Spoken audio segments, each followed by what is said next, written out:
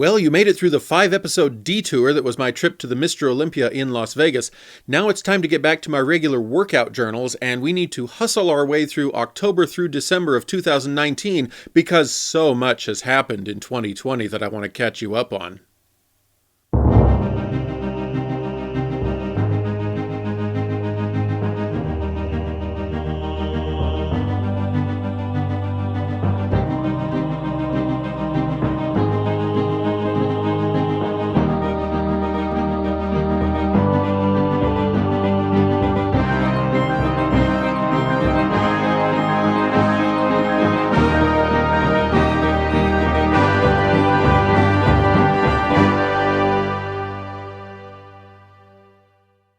These next 3 episodes will basically wrap up 2019. This episode will be a broad overview of October through December, the 3 months we haven't covered yet.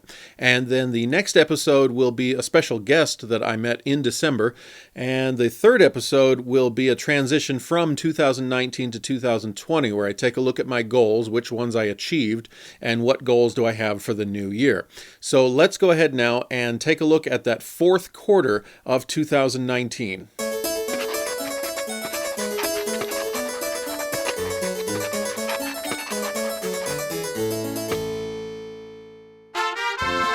On September 29th, I celebrated my 45th birthday. Naturally, this meant taking some benchmark photos and weighing in to see where I stood as I kicked off another year of life.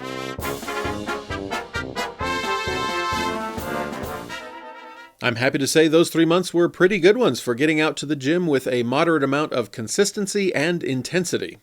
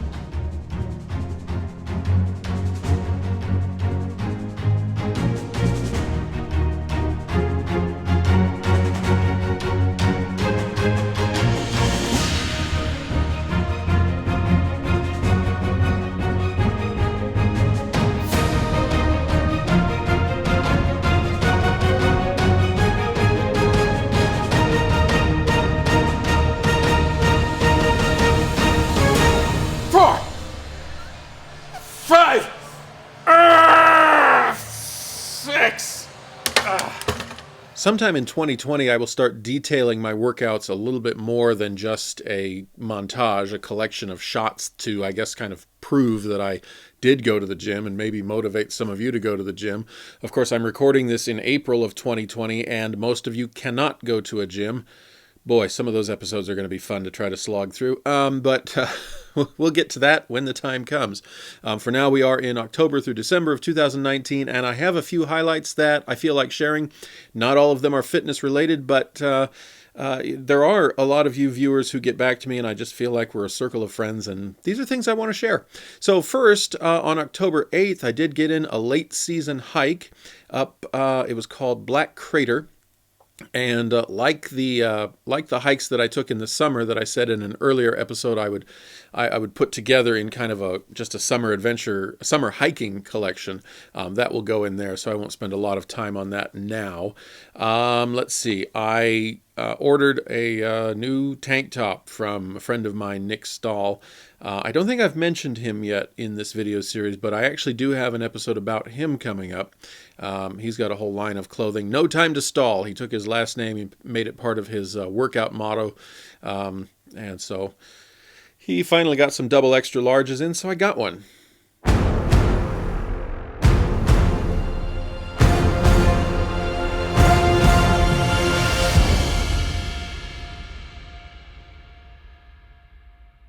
And yes, on October 31st, this workout happened.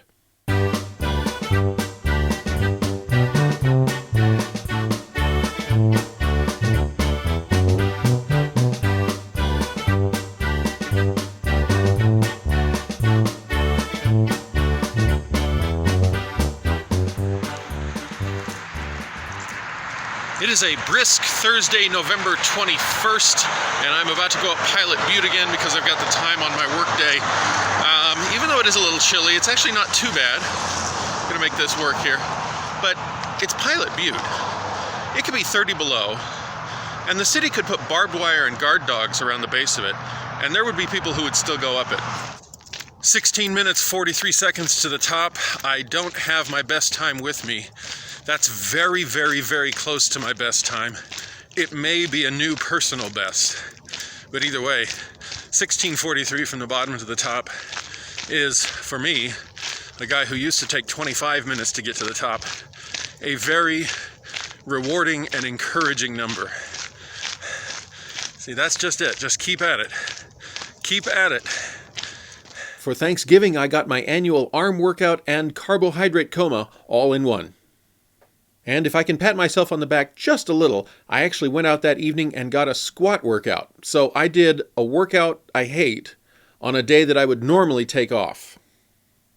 Earlier in the fall, in the process of strengthening my deadlifts and in an attempt to hit a new personal record, I tried out a particular technique, which I will describe in some footage coming up here. I am in the mood to try for a new personal best on the deadlift tonight. I just did 260 and it was tough, but it was doable. In fact, I actually did a second one at 260. So I think I can do one at the weight that I've put on the bar of 295. I only need 290 to break my personal best, but I didn't feel like loading up the 5-pounders and the half-pounders and doing all the math. So I just put on the 35-pounders on each side. That's 70 pounds on top of the 225. That's 295. Let's see if we can get one. Now, years ago, Mark Prickett told me that the first one is always the hardest. That when you're doing a set of 8 or a set of 6 or whatever, for some reason that first one is just the one where the body goes, I don't want to do this. And I have discovered that to be true, especially the heavier it gets. Let's say you put a few pounds on the bar and you do a warm-up, whether it's a bench press or a deadlift or a squat. And then you take a 60-second break. And then you come back and you put a little bit more weight on that bar and you start up again. My mentality, my thought process would have been, well, the first one should be fairly easy because you've just rested. Turns out the first one is actually one of the hardest ones, but once you do that first rep of the second set, the other 6 or 7 really come quite well. And the same thing for the third set. Once you take a break from the second one and you go to start that third set, that first repetition is the nastiest one. So I'm actually going to warm up on another bar. You just get about 135 pounds on it, get a couple of deadlifts in, and then come right over to the 295 and see if that kind of alleviates the whole concept of the first rep being the hardest. So that in a way, this 295 rep that I'm going to do is not the first one. You've just been introduced to what I'm calling the stay warm version of trying to hit a new personal best. Instead of going for that one personal best raw and having the first set be the hardest or the first rep be the hardest, I thought, well, what if I can avoid having that new personal one rep be the heaviest. We'll see what happens.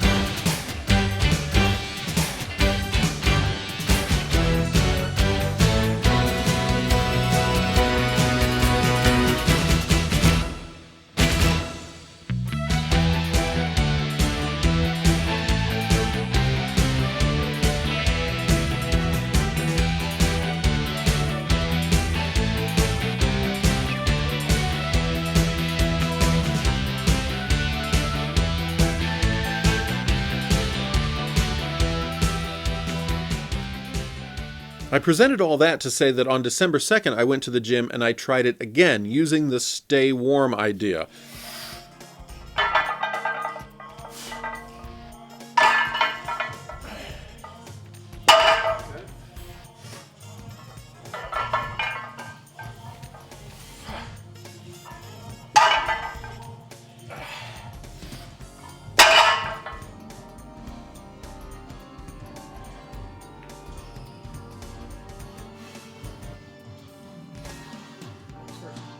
And I am happy to say that that particular technique worked. I got 290 off the ground into standing position, setting a new personal best for the deadlift.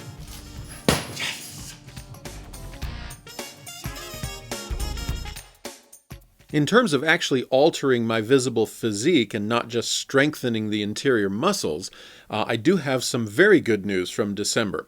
Over the past 10 years, my jeans size, the waist size on my jeans, has undergone a small saga. In 2010, 2011, I was in size 36s, and then in 2012, when I got all the way down to 211 pounds, I had to drop to 34s, and I will say my memory escapes me at this moment. I may have gotten down to 32s. But in the ensuing years, when I gained that weight back, eventually I had to get back up to 36s, and I've been wearing 36s for several years, including most of 2019.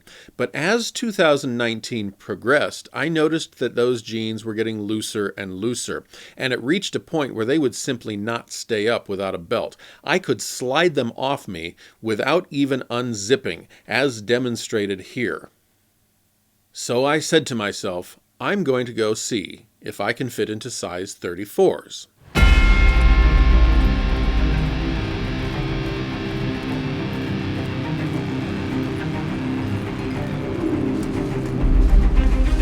December 6, 2019, I took my work break to go to the Bend Walmart and try on some jeans.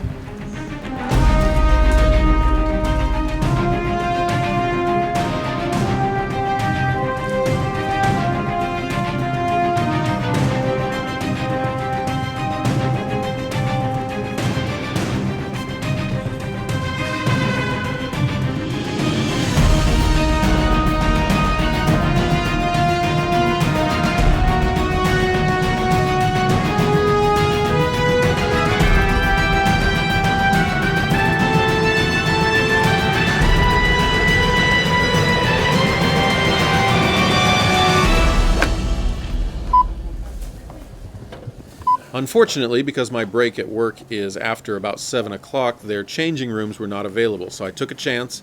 I got some size 34 jeans, I purchased them, and I took them back to work, tried them on in the men's room at my place of employment. And I am happy to say that for the second time in my adult life, I have gone down from a size 36 to a size 34 jeans.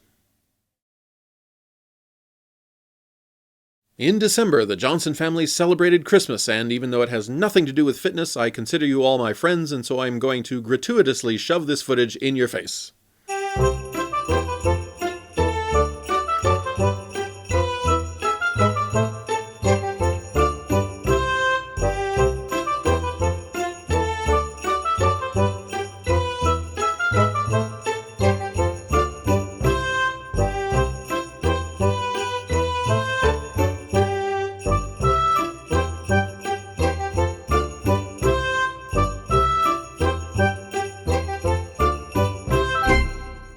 And then, of course, we finished up the year with New Year's Eve. 6,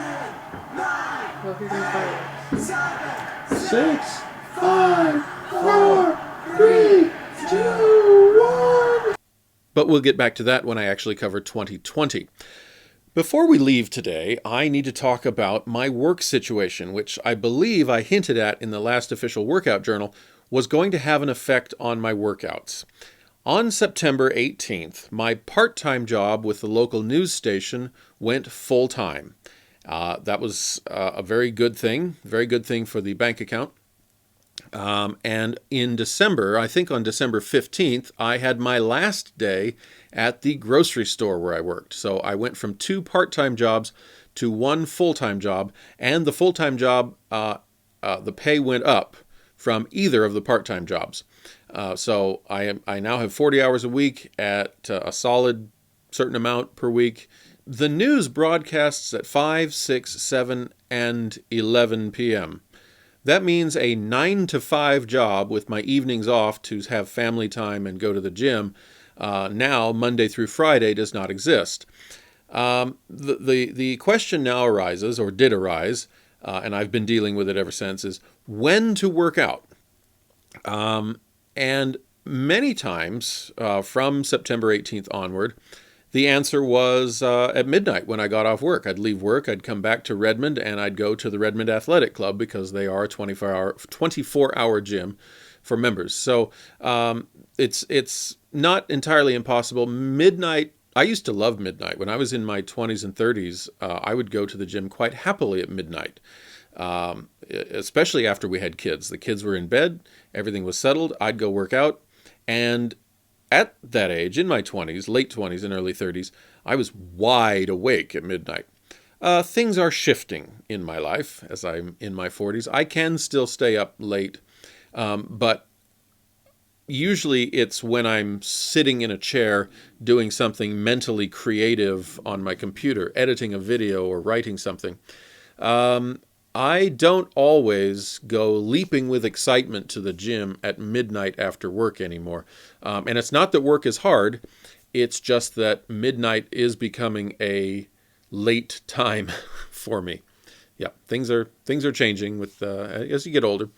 But if I go before work, I feel rather intrusive bringing a camera and a tripod. So if it's something where I really want the footage, if I think maybe I'm going to hit a new personal best, if I think there's a chance of that, or if I'm going to try out a new exercise and I really want to document my first clumsy attempt at getting it right, then I will wait until midnight and I will go. I tried a couple of times going to the gym in Bend, Fusion Fitness, where I also have a membership, on my lunch break. But the lunch break is just short enough and the gym is just far enough away that it really is get there, get in a few exercises quick and leave again. It's better than nothing, but I don't have the time for a full bore, full intensity, complete powerlifting workout during the work hours. So it has meant some transition there. And for a little while it caused a little stumbling, and on nights when I'm just feeling kind of wiped out, it means that I say I do not want to go to the gym at midnight. So I do things like maybe a few push-ups, a few sets of push-ups right there in the workplace. So I just wanted to lay that out for you because I said I would talk about it, and it does relate to my fitness pursuits. It has altered how and when I can get to the gym for a good, solid powerlifting workout. And once again, I have another one of those episodes where all the exciting stuff is at the beginning, and I feel like we are just crash landing this plane into the most uninteresting runway I could find. See you next time on A Body in Progress.